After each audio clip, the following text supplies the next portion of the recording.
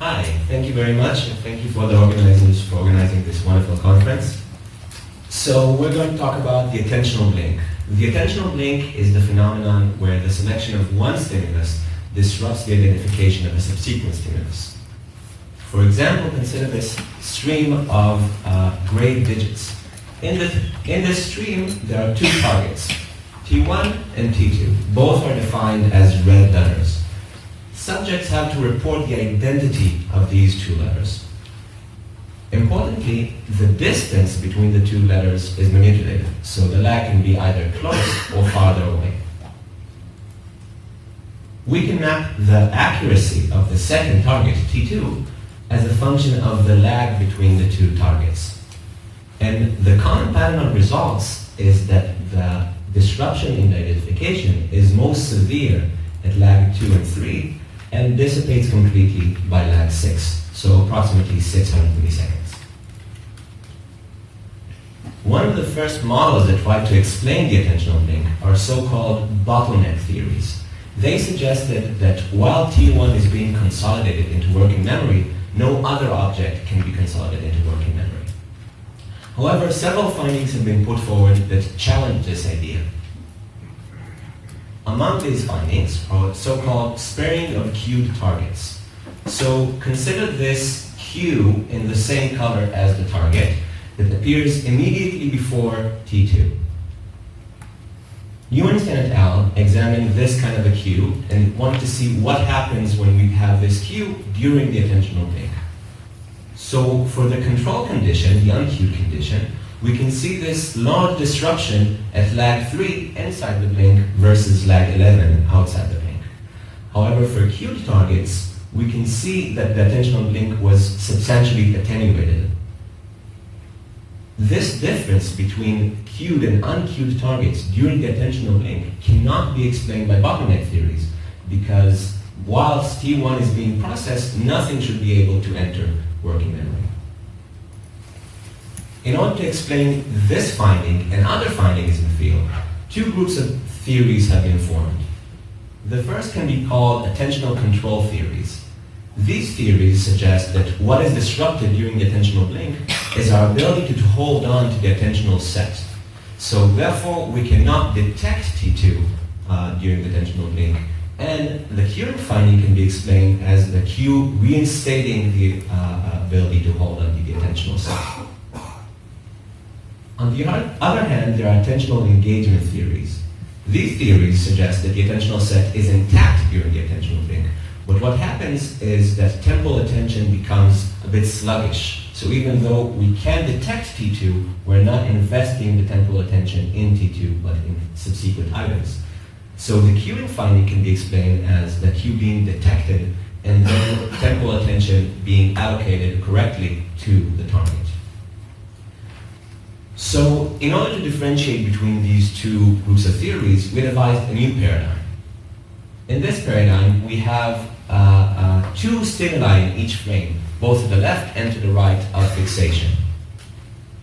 T1 are these two red digits, and subjects have to report whether they're the same digit or different. And T2 is this, again, red letter in this case, and subjects have to report its identity. So in both cases, we're looking for a red object. Importantly, we also included a cue that shared the target's color. And this cue could either be in the same location of the target or in a different location relative to the target.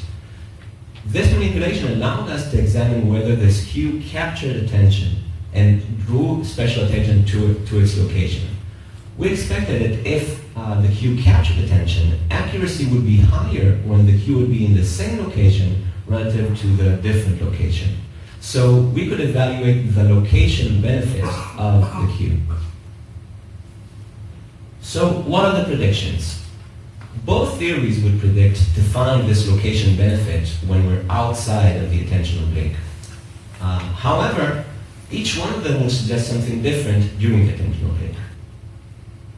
For the attentional control theories, our ability to hold on to the attentional set is disrupted during the attentional blink.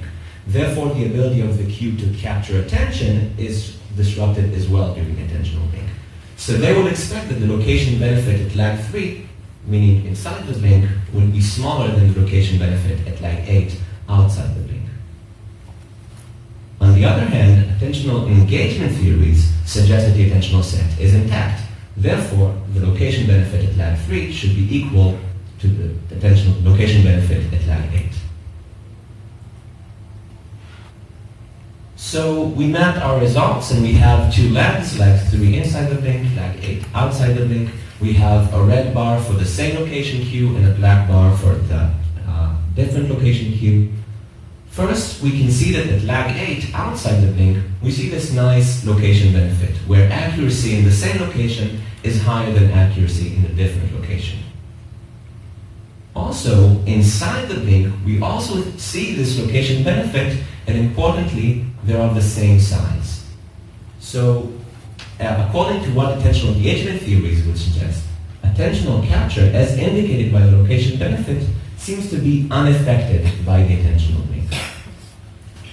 We want to replicate these results also with reaction time paradigm. So this paradigm is very similar to the previous one. The main difference is that T2, we now have to respond whether it's smaller or larger than 5. And also T2 is unmasked. This means that the attentional link does not disrupt accuracy, but it does disrupt reaction time. So we should expect longer reaction times during the attentional link, but accuracy exceeding. And of course, we still have the Q that's either in the same location or in a different location. So at lag 8, we can see this location benefit. So now reaction time are faster when the Q is in the same location and in a different location. And at lag 3, overall reaction times are longer, but the location benefit is once again of the same size. So again, attentional capture was unaffected by the attentional link. So our interim conclusion is that attentional capture is not affected by the link, and as attentional engagement theories would suggest, attentional control is intact during the attentional link. Our second question is whether perceptual processing is disrupted during the attentional link. So all contemporary models of the attentional link can be called post-perceptual models, or post-perceptual account of the attentional link. These models suggest that the attentional link is a post-perceptual phenomenon, meaning that perceptual processing is equally efficient inside versus outside the link.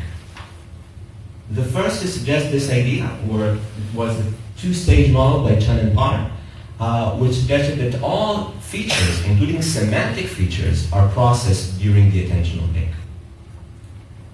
Some support for this idea comes from semantic priming studies. These studies find that even blink stimuli can nevertheless semantically prime a subsequent target and therefore facilitate its identification. However, these studies also find that semantic priming is smaller during the blink than outside the blink. So it is possible that while some semantic processing can occur during the attentional blink, it might nevertheless be disrupted to some degree. The strongest support for this idea that perceptual processing is intact comes from this electrophysiological study from Vogel et al. This study examined the N400 ERP component that's supposed to represent post-semantic processes. And they compared N400 inside the blink versus outside the blink. What they found was that the N400 amplitude was of equal size during the blink and outside the blink. So this would give very strong support for the post-perceptual account. However, this finding was not replicated by later studies. You should notice that even though this finding was not replicated, the disruption of N400 is open to alternative accounts. This does not constitute strong evidence that perceptual processing is disrupted, because the N400 is a post-semantic component. It could be that the disruption occurs downstream from perceptual processing. So in order to tackle this old question, we devised a new paradigm. In this paradigm, we have a single stream of colored words. T1 was this string of digits, and subject had to report whether the digit is smaller than 5 or larger than 5. And T2 was this boldface word. So all the subject had to find the boldface word, which is a little bit larger than the rest of the words. And again, we have two lags, lag 3 inside the blink, lag 7 outside the blink. The main manipulation was which feature do subject have to report regarding T2. So in one condition, subject have to report the category of T2, whether it's an animal, a plant, or an object. In another condition, they have to report the color of T2, whether it's red, blue, or green. In other words, subject have to report either the high-level feature or the low-level feature. What we measured is the severity of the attentional blink for both these conditions. So what are the predictions? According to the post-perceptual account, the attentional blink occurs after perception has been completed. Therefore, there shouldn't be any difference for the severity of the attentional blink for category versus for color. On the other hand, if perceptual processing is disrupted, we should expect a larger attentional blink for the high-level feature than the low-level feature. I'm almost out of time, so I'll try to be fast. So what we see is for the category report this attentional blink, and a less severe attentional blink for the color report. This interaction was significant, and importantly, there was no difference in accuracy outside the blink. So we can't say that the overall task difficulty was different or that there was any difference in masking. So this suggests that the color report was less affected by the attentional blink than category report. We want to replicate this finding with a task that doesn't require semantic processing but only shape recognition. So again, we have a bold-face stimulus, this time a digit, and we have to report either the identity or the color. And once again, we see that the high-level feature identity had a more severe attentional blink than the color. Again, the interaction is significant, and there was no difference in baseline accuracy. So the color report was less affected by the attentional blink than identity report.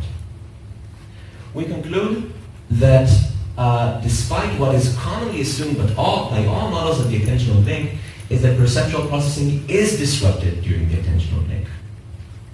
This suggests that while some high-level features can be processed without temporal attention nevertheless enhances perceptual processing.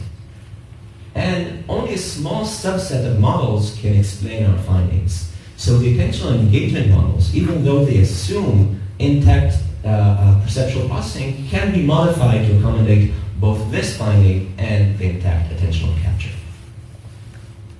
I want to thank our funding agencies, Shia Shani, for helping us collecting data, and thank you for listening.